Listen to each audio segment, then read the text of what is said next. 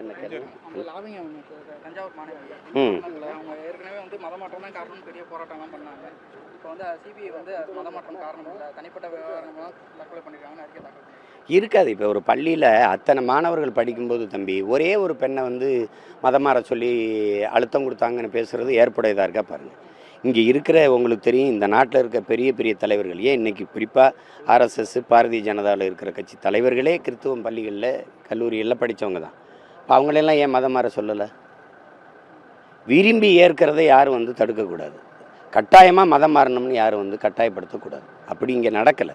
நடந்திருந்தால் அத்தனை பள்ளி அவ்வளோ மாணவர்களாக வகுப்பு தோழர்களாக தோழிகளாக இருக்கும்போது அந்த பெண்ணுக்கு மட்டும் அப்படி நடந்ததுன்னு சொல்கிறது அது ஒரு அரசியல் தான், அரசியல் நகர்வு தான். அதான் தமிழ்நாட்டில் இந்த மாதிரியான போக்கு முன்னாடி இருந்ததில்லை, இப்போ இருக்குது. அது எப்படி பார்க்குறீங்க?